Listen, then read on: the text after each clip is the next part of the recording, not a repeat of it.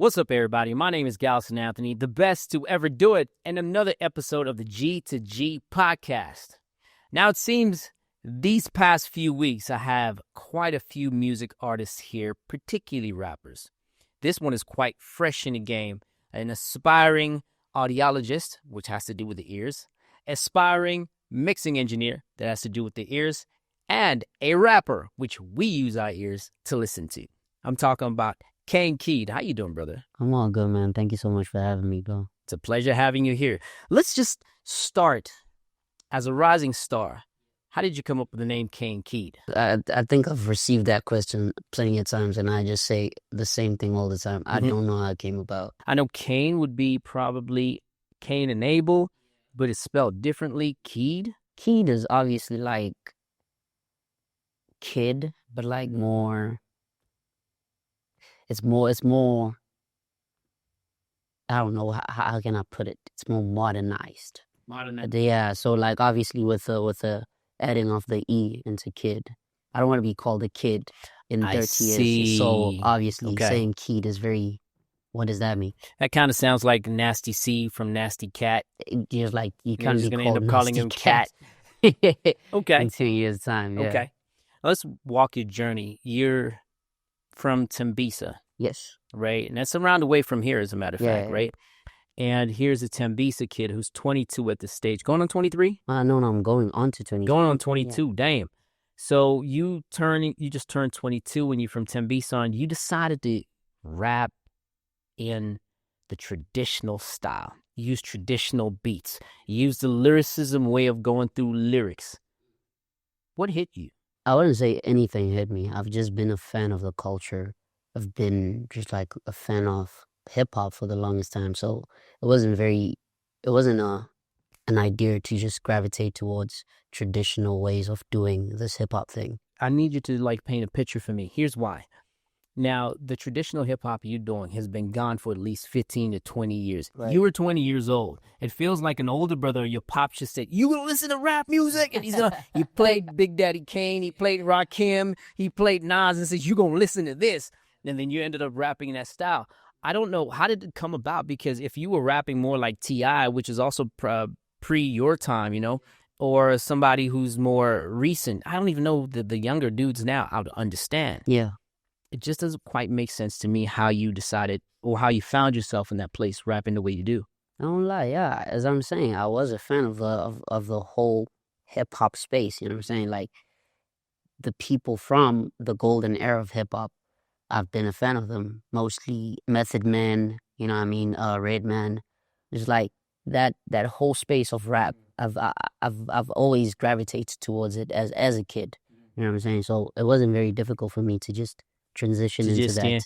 I'm gonna have to stay on that topic. I really want to dig deeper. So you like Method and Redman. Now, when I listened to Method and Redman, I was in high school. You weren't born, of course. And you say you're 22, 21 right now. 21 right now. So you were born in 2003. Oh my God! I was out of high school, right? And at that time, I listened to Method and Red when they became a crew. A crew, yeah. Right? When they became a crew, because Method was with Wu-Tang Clan and Redman from Brick City, Where's Brick City again? What's the name of the? Newark. He was from Newark, right? And we listened to them and we understood their raps. Now, here you are, 20, I'm going to guess you're going to start rapping at 17, 18. You're listening to those guys. And that is actually not even golden era. That is the last portion of the golden era. Yeah. How? You gotta give me a better story, man. I can't accept. I don't know. I was just a fan. I don't know how to tell you. I mean, it's like, let me just start where I was a very curious kid, right? So growing up, I loved entertainment. You know what I mean? TV, music, the entertainment space. I really loved it. So I gravitated towards hip-hop more because I think as a kid I understood it. You know what I'm saying? Like basic lines, basic punchlines, it's just like would hit me. I'm like, oh, dang, that really sounds good. How did he think of that? You know what I'm saying? So things like that sparked my interest. And so it was like, I want to dig deeper into this whole hip-hop thing because we're not in South Africa. We're not really huge fans of rap. You know what I'm saying? We are more of a dance country, a melodic country, right?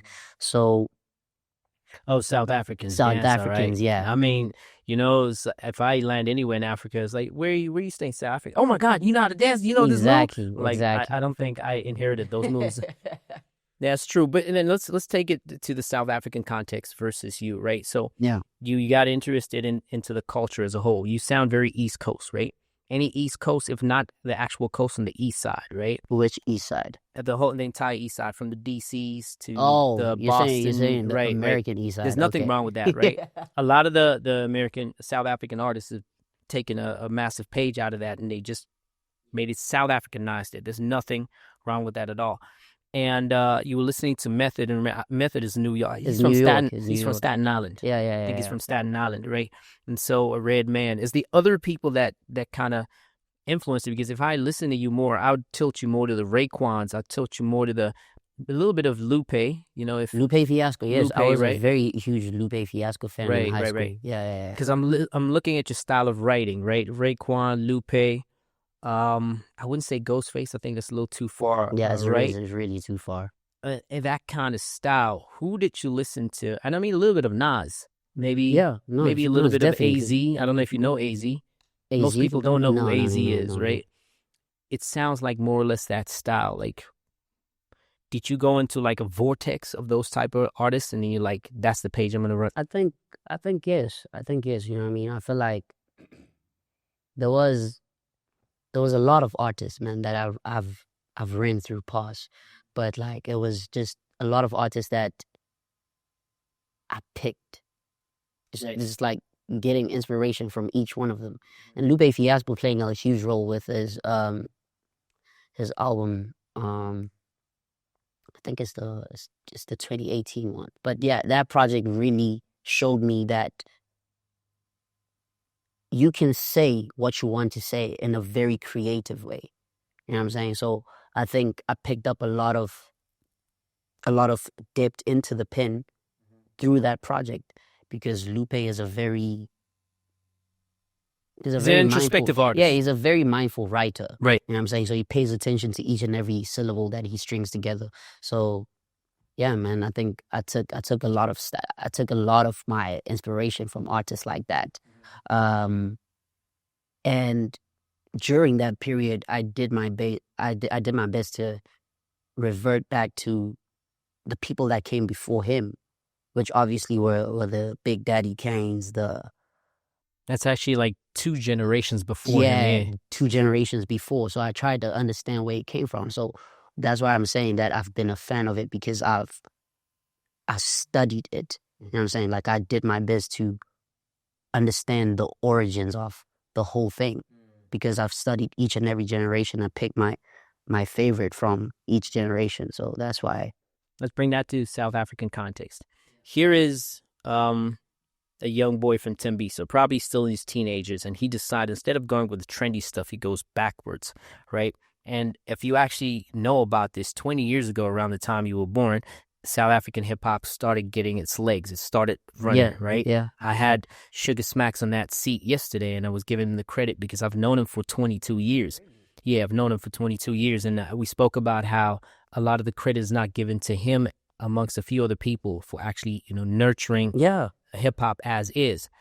You chose to rap like people 20 years ago, when in South Africa, hip-hop is almost completely dead. Why do you take that risky decision? As risky as it may have been, it wasn't like a conscious decision to say, I'm going to rap so I could get attention from people like this. I know I'm a very skillful rapper. I'm a very skillful writer too. So it was just a matter of wanting to just to express my skill. You know what I'm saying? So I think people gravitated towards it because it felt nostalgic in a way, but also it felt very new, because it's something that we haven't heard in a long time. Who do you give credit to on the OGs? Because the OGs in South Africa are not getting the credit. Social media tends to rewrite history, right? Fortunately, I'm old enough to know better and young enough not to care about the opinions, right? but I lived in the time when history was being made. I saw it, I felt it, I experienced it, I burnt, I learned and all, right? You can only hear about it. So the stuff that you've heard and learned, who are the godfathers of hip hop and how have they influenced South Africa to get to the point that you are influenced today to rap? I don't think I'm really very educated about the specific people, but the eras that existed, I think that's what I'm more familiar with. You know what I mean? From your squatter camps to tear gas to the Questas to the pros, double HPs. You know what I'm saying? Like I feel like those are the people that pivoted hip hop in a way. You know what I mean? For kids my age, at least. And who was that artist that you said, you know what, I can emulate that, or I can walk the path that he's walking, or he's paved the way, and I'm just gonna run with it? It would have to be Pro Kid. You know what I mean? I feel like starting off, Pro Kid was a very English rapper, so I've heard. I mean, I haven't experienced that. Interestingly enough, if you actually listen to his first album, which is Snakes and Ladder, 70 to 80% of it is actually in English. But it sounded like he did the album in Zulu. Exactly. That was not the case. It was only singles that were very Zulu. So that's what I'm saying. And I saw Pro Kid become something that you wouldn't expect a South African rapper to be. You know what I'm saying? He's widely celebrated in South Africa. And I think that's someone I looked at and I'm like, yeah, give respects to that. I think that might be a path that's possible to take. Okay. Interestingly enough, you say that, and unfortunately, he's no longer with us. Yeah.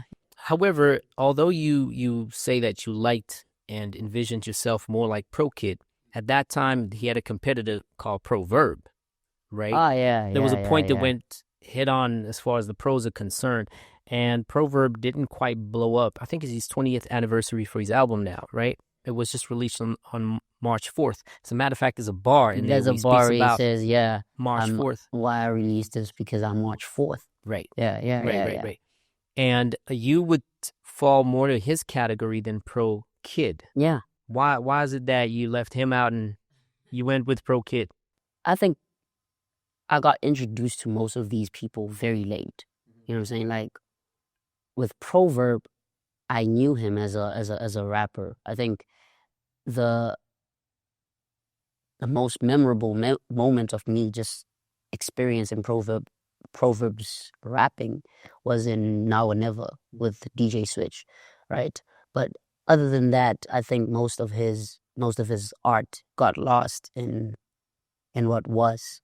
You know what I'm saying? So I didn't get a chance to experience that. But with Pro, he lived, his music lived on. You know what I'm saying? We still bump Bumpa? Yeah, exactly. We still have a lot of music from the past of his that's still being played today. And so I think that's why I gravitated towards that. Yeah. You know what I'm saying? He Proverb obviously went into the media space. You know what I'm saying?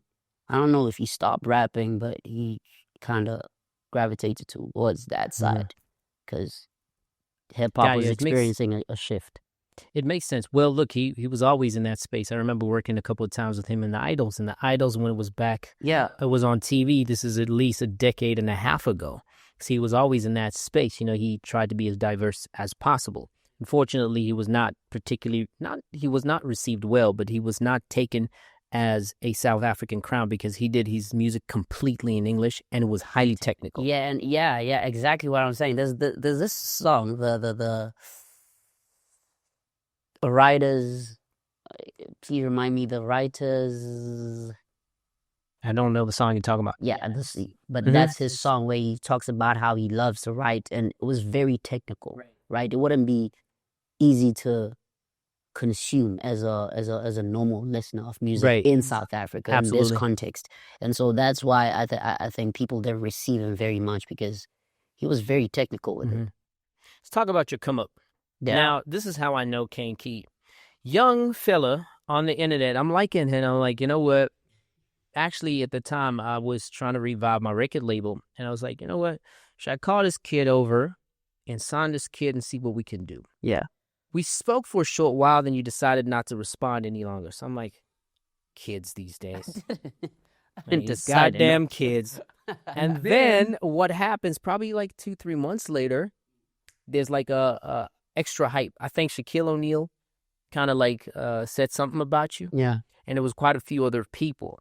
How the hell did that happen? Like, how were you feeling a couple of days before that, going about your pen and paper, and then boom, this hype just made you the man you are right now? I think I didn't think about it.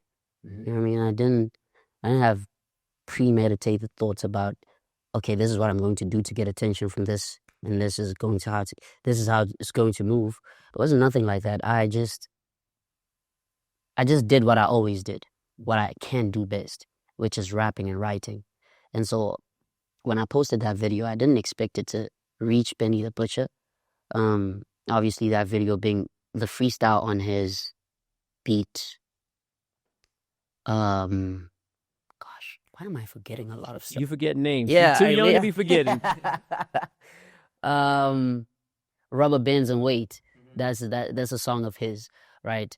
And so when I hopped on that beat, it was just like a normal thing for me. Just like, yeah, I love to explore myself in these type of in other people's spaces. You know what I'm saying? And so I posted that, and it got the attention of a lot of people. You know what I'm saying? Shaquille O'Neal,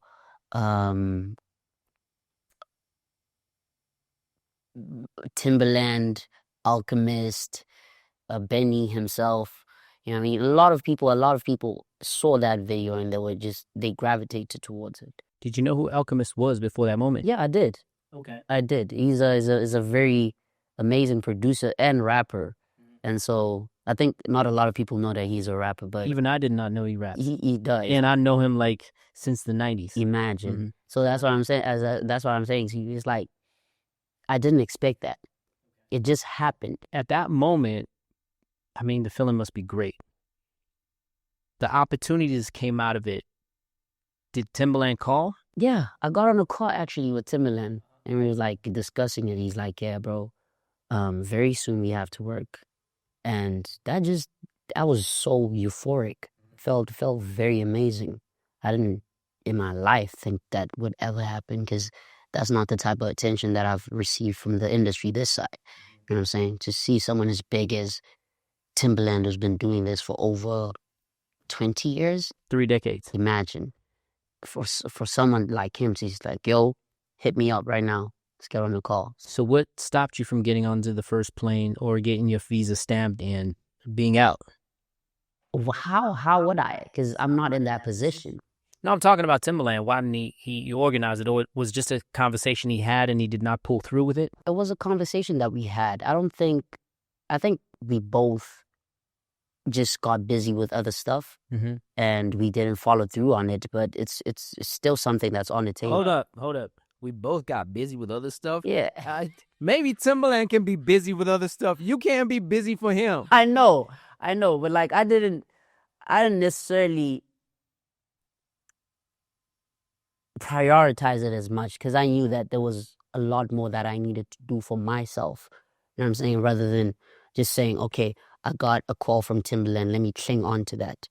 I think I wanted to do it my way first. I wanted to at least establish my way in a very solid way. I'm going to hold you up right there from like a bigger brother in the game. Yeah. There's a line by Eminem, a couple lines, and I'm sure you can help me recite this. Yeah. You better lose yourself in the music. The moment you own it, you better never let it go. Yeah. Yeah. You only got one shot. Do not miss your chance to blow. And this is the punchline, because opportunities comes once in a lifetime. Here's what I think you should have did.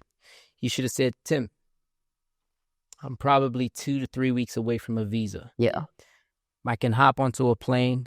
Where do I meet you?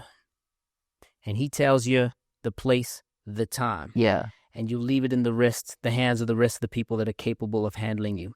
So I think that your management team should have told you, say that, and we will find the way and the funds to get you there. And that's the thing. I didn't have a management team at that time. You didn't. Why don't you call somebody who was in the game that could have given you advice? That's what I'm saying to you. Like, I didn't have that type of support from the industry this side. It started happening. I started receiving hands and calls from people this side after that moment. I wish you actually responded to my messages, because if that was the case, I would have made sure that Timbaland and I, or the team, would have gotten a call to get you there and see what opportunities you could come out from that. Because people like Timbaland specifically, loves experimenting with sounds. Exactly. And it would have been great to see what would have come out, with you. There's a rapper that has the same, not necessarily cadence, but tonality that he works with. I think it's his half brother Magoo. Right. You've heard of Magoo? I think I have, yeah. He's half brother. Would have been great to see what he would have done with your voice, and considering that the rap that you do, he could have widened it out, and you would have been a superstar in the context of the United States and even here, because that is a rapper that is actually maybe easily the second or third biggest superstar maker. Yeah. Timbaland. Yeah. So I would have loved to have seen that. So from my perspective and your explanation, I feel like you missed that opportunity. I wouldn't necessarily say missed. Then what is it called? I'm putting pressure on my young blood over here, man, but I have to. No, I get this that. is the care for the game. I get what you mean. I care for him so much that I wanted to see him win. But be that as it may, you're at where you are now, and the buzz is still there as far as South African context Exactly. is. Now, typical South Africans do not support their artists as they should. And I'm not referring to the industry per se. I'm talking about the typical South African that can find you on the internet. They don't give that push needed. Yeah. How do you feel about that? And how do you think they should do it different? Most times I think we put the pressure on the fans. And we as the artists, we expect them to understand us, but we don't meet them where they are. So I think the change is mostly needed to be, we need to do the change on our side. Meet them where they are. Please explain further. I'd like It's to know. like, as much as you can, as a hip hop head, okay, you can appreciate the skill that I present to you, technicality of my style. Can appreciate all these little intricate nuances, all these things, right? But for an average listener, it means nothing. It means nothing if they cannot connect to what you're saying, because sometimes it takes a simple sentence for you to get through to someone. Just a simple sentence. I don't need to make a metaphor of everything for you to understand what I'm saying deeply. You know what I'm saying? I feel like that's what most South African listeners, that's where most South African listeners are at. That's why Java is the most biggest artist, if not the greatest artist in our country. You know what I'm saying? Because it's easy to relate to him. It's easy for him to meet people where they are. I mean, he makes a range of music from the 5-year-olds to the 50-year-olds who can understand him simply. Well, Java, speaking about him, I also met him about 20-some years ago before he was a star. We're not friends. We're just acquainted with each other. Or rather, I just met him 1 or 2 times. Right. And what I understand him to do is that, as you're saying, making music for all types. But he's a Zulu man that the majority of the country is Zulu. And because of the way he sings, he's cadence, and you know how Pac expresses himself. Yeah, he has a similar feel where as he sings, that feeling is there. So relating to a lot of people across the board comes through his voice and also his story. I get that. But you in the section of hip hop, and I don't think you carry that kind of voice that he does, kind right? Of voice, yeah. And you have the technical way of doing things, so it's harder to relate with people. But we have Nasty C, he's technical, he's prolific, he sounds good and all. Exactly. He became the 3rd biggest artist at some point in the country. Yeah. Right? 3rd biggest rapper, let me be specific. But he could not hit the roof because of the almost complete English side of things. Do you think that's your challenge as well? I think that will be a challenge. That will be a challenge of mine, because I think, in this age that we live in, it's not like back then. I can break through in England today, other than just thinking about, I have to appease the South African market first for me to break through to the international side of things. It's very simple from my side, but for an artist like Nasty C, he came up in a time where he had to be relatable. We had to easily understand him. You know what I'm saying? So for me, it might be a challenge in the South African market, but it's not entirely impossible for me to break through outside of this market. You know what I'm saying? Because I do have a lot of listening. What does your DSP say? It's South Africa, the United States, Nigeria. Those are the top 3 from my side, and then England, right? So it's from those 4 countries, I can easily say, oh, so if this is where I'm at, because obviously this is where I come from, South Africa, I'd expect that number, but now it's the United States, Nigeria, and then England. Do you have a passport? Not yet. Okay. So I'm guessing you've not been out the country yet. Nah, not yet. Now, I want to challenge your perspective. If you think you got onto a plane right now and you landed in any of these countries and you had to do a show, do you think the reception would be good? No, it wouldn't be. I like that answer because it's true. All right. Now, let's see as far as, crafting yourself and your music here in South Africa. How are you going to influence the people that listen to you to listen to you more religiously? That's a very good question. And I think it's as I said. It's as I said. I do have the idea of dumbing it a little bit. It's like making it more, because I know I'm. Because that's what MT said, right? Exactly. All right. I love my brother MT. I've got nothing against him, but in as much as he's acknowledged you, I want that comment to pause and say you don't necessarily have to change. I'm not going against him to be controversial or just to say, nah, he does not know what he's talking about. I think give Slicker a call.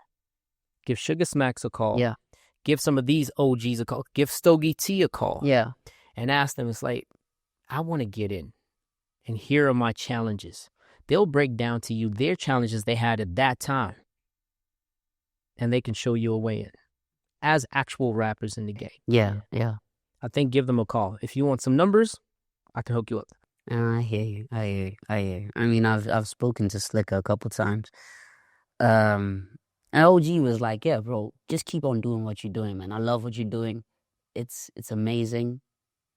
And he didn't necessarily say there was nothing bad about what I was doing. No, there's nothing bad. Just you're doing amazing work. Yeah, he's saying you're going in the right direction. But at times, there's a certain pressure that I feel. It's like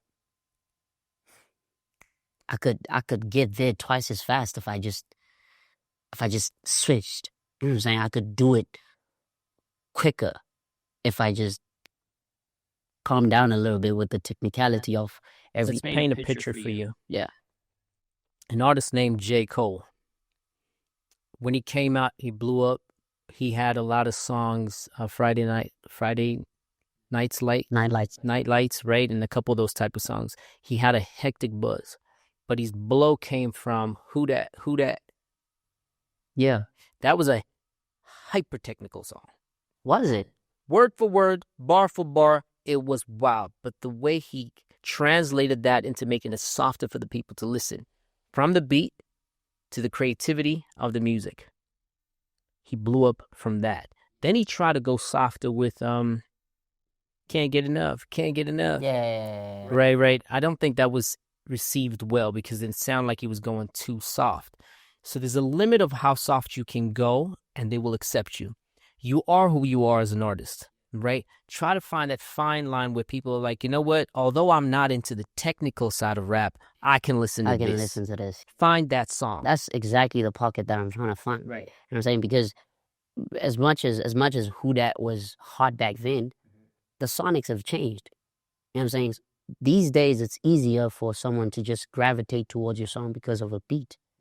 Because the trap drums are just nice. The melody is nice. Right. You know what I'm saying? But they don't necessarily want to listen to you. They can know the song because of the beat, but they just don't really care about what you wrote. Understand what I'm saying? Because the sonics have changed, and back then it was different. And it's different from now. Let's move into the industry talk. Now, we mentioned Stogie T. Stogie T had his biggest single called, with MT, By Any Means. By Any Means. Yeah. Let's discuss that. I think you might hate me for this because kind of Nota, brought this up. And I love my brother. We talk every other week. Yeah. How do you think that happened? MT is amazing when it comes to making a song, right? He has countless hits, and it's easy for him. But you have to understand, the only reason why I believe, okay, not to say that I believe that the song was big because of that hook. So if you had to have MT on a hook, you'd be as big. No. Arguably, yeah. There's other dynamics, and I had a sort of kind of conversation with him, is that the dynamics was actually ambitious. Right. Ambitious in modern history is one of the most important record label. No, I agree with that. So it was the machinery around Ambitious that made that big, with MT as the flavor. That's something we got to understand. Now, why did I bring that up? How about you be the Stogie in the situation? Right. You find a MT, if not MT himself, but the importance is that machine. Now, something like Ambitious does not exist in this time. So you need to find something in the industry that is that machine, compile the music, and get it out. The fan engagement would, I don't know where you should look, but start finding it. Because that's what you're missing. No, I hear you. Now, let's get into the industry because it sounds like I'm stressing you out. Why is the industry not playing your stuff? Why is your stuff not on the radio as it should be? It's not commercial. I don't have a commercial sound. Everything that I've released, everything that I have out is not commercial. It's not for the radio. You think so? I think so. Have you played War with Pretty Ugly and Tyson? Mm-hmm. It's fairly commercial, but it's not there. It's not the peak. Understand what I'm saying? I'm taking this time to think. There's Proverb. He was played on radio. Right. He didn't break through. But that was then. Well, that's then. But right. There's some artists now, I can't think of the top of my mind. They're not commercial. They're not breaking through. That's not the reason why they're not on radio. I'm saying strategically, are you putting yourself in that position? Or can you put yourself in that position? Have you thought of it? Definitely can. But it's not been a priority of mine to get onto radio. You know what I'm saying? I've been more concerned about the people, the fans, more than I have been concerned about being received in the industry space. Because every time I write something, I don't necessarily think about, well, channel O play this, or will YFM play this. I think about the people mostly. You know what I'm saying? So what are your needs right now? Yeah. It's a very solid, should I say, fan base? Like, I think religious listening, the religious listeners. That's as I think yeah. As possible fans of this brilliant young rapper over here, what is stopping you from becoming a religious follower of him? Please put it in the comments section, because if you feel like there's something missing, please let me know so that we can add it to his catalog and create a discography for him to create that image, because I believe that this young man deserves that platform, and the love that he needs from you guys is really important. Right. What do you want to tell your fans? I love them, man. I mean, with the people that I have right now in my corner, they support me, like, and they do it. They do it really, really well. You know what I'm saying? So I couldn't ask much from them. I couldn't ask less from them. They're just doing amazing, and I'm glad that I'm in this position. You know what I'm saying? Because their support is what's getting me into these spaces. You know what I'm saying? I'm able to have a discussion with you about this today because I received that type of support from them. You know what I'm saying? So all I can say to them is just thank you. And that sounded like it was from the heart. Now, on a much lighter note, 2025, what's the plans? 2025, I will be releasing an EP project. I think it's been long overdue now. It's like I wanted to do this a long time ago, but How many songs? What's the title? Get us excited. yeah, man. Did I stress you out so much? Come on, young I think blood. for now, I can't reveal the title. Oh, because it might change? It might, no, not even. I think I'll keep it the same, but you know what I'm saying? Just know that the project is coming. And I think good 9 tracks. I want to give them Good a 9 taste. tracks, yeah. 9 tracks. I want to give them a taste of like what an album might sound like. And who will you be working with? It's a lot of underground producers. You know what I'm saying? I think a few mainstream names in there. You want to mention the names? Oh, don't be that guy. Just say the names. They're not gonna call you. Why did you say my name, huh? No, You should have said my name. I think it will be revealed. You know what I'm saying? Okay. Because I might change my mind and say, nah, actually, this song is not fit for this project. Okay. Maybe. But as for now, there are a few mainstream names in there, but also underground artists in there because, you know what I mean? I try to widen the range as much as I can. So, yeah, I think the project is going to be very telling of the current mind state that I'm in. I mean, like, where I'm seeing myself right now in the whole industry, in the music space too. So yeah, project is coming, man. Top 5 dead or alive in South Africa. Yeah.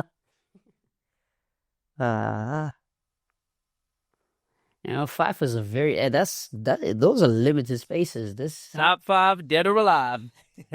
Your top 5. Top 5. So in what terms? Let's discuss this. In what terms? You make the terms. Why should I make the terms? The greatest of all times. Gosh. Okay. Let's start. Number 1, put Pro up there. Pro Kid. Up there in Questa. After Questa, it would be, I put Nasty C in there. And think about this carefully. Reese is in there. Reese is in there. And I think this one deserves AKA. AKA in there. Yeah. Okay. I actually like your list. It's a decent list. It's a few people that could have been on there, but it's a decent list. All right. And since you are, influenced by the hip hop culture in the United States, in America, top 5 dead or alive. You don't have to go with the rhetoric of the world. Top 5 dead or alive. The rhetoric. Oh gosh, the States. Oh my goodness. There's just so many amazing rappers from the States that I draw inspiration from. So it's kind of let me just Cole, J. Cole. Whole world no blanket. Exactly what I'm saying. Kendrick. But Kendrick. I get Lupe in there. Absol. And then deserve this one.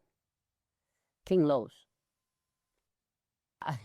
I cannot hold you. Okay, I cannot hold you. I've gotten tons of inspiration from King Los, and so I will not hold you. And that's all right. That is your top 5, and I can't take that away from you. All I just want to say is that you've done well. 21, keep going. Keep that torch burning. Thank you so much, man. Do not be distracted by anything. A lot of voices will be in your head. Yeah. Stay focused, young man. Thank you so much. There are rappers like you that OGs like me are looking at and say, please keep that music alive. Yeah. We want you to keep it alive. And I think there's a few of them left, but there's something about you that we've got our eyes on you. It's a lot of pressure. That means a lot. That's a means lot a lot of pressure. Man. Yeah. But hey, you want to turn out to be a diamond. A you lot of pressure has to be pressure. Yeah. Right. So on that high note, let me close this up by saying, please make sure you follow him, Kane Keed, on all these social media platforms. Make sure that you also comment to say that who you want to see him work with. And if you whatsoever want to join his management team, produces, or work with him, please let him know. You can put it also on my comments so that I can forward it to this gentleman right here. And on my side, like, comment, subscribe. You see, I'm getting better at this. Like, comment, and subscribe. And make sure that you have comments on who else you'd like me to interview on this platform, G to G. Until next time, peace out. Sir.